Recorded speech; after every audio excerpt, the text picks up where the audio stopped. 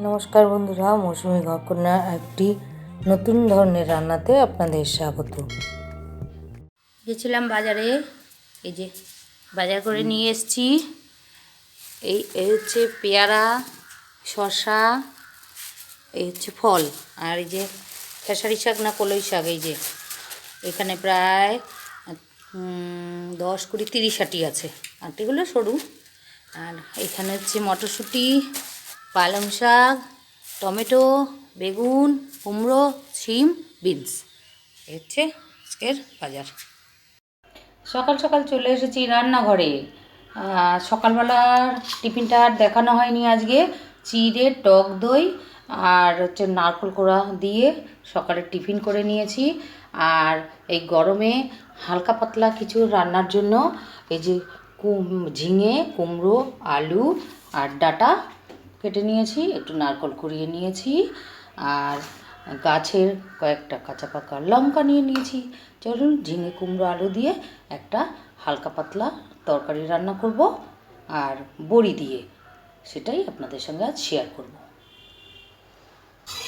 দেখুন, আর এখানে এই যে বাটিতে কটা বড়ি নিয়ে নিয়েছি, বড়ি কটা ভেজে নেব, হালকা আঁচ দিয়েছি। বড়িগুলো ভাজা হয়ে গেছে, এবার একটা বাটির মধ্যে আমি তুলে নিচ্ছি।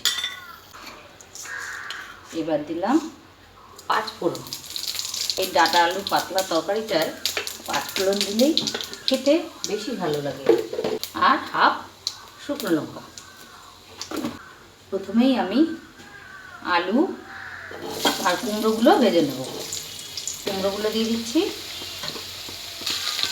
এবার অল্প হলুদ দিচ্ছি,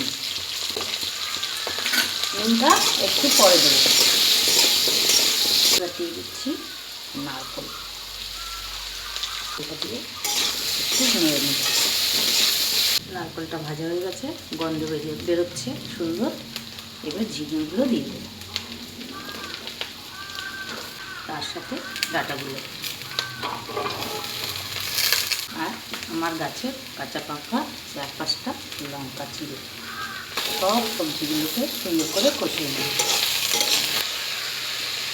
মশলাগুলো দেখে এই সবজিগুলো আমার নরম হয়ে গেছে।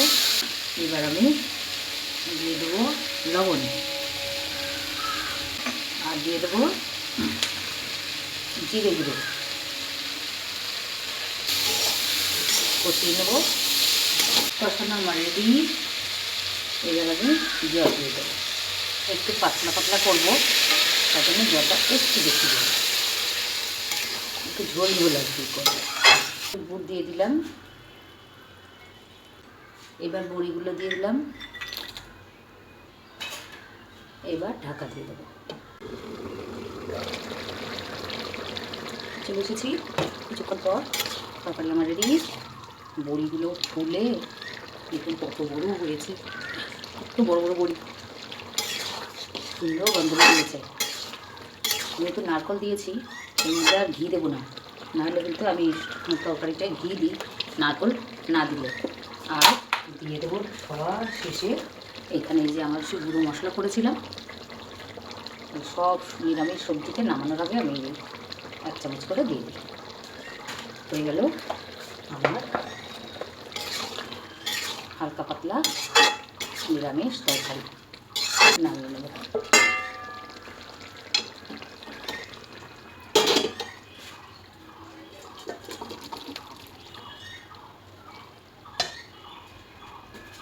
কেমন হয়েছে জানাতে ভুলবেন না কিন্তু।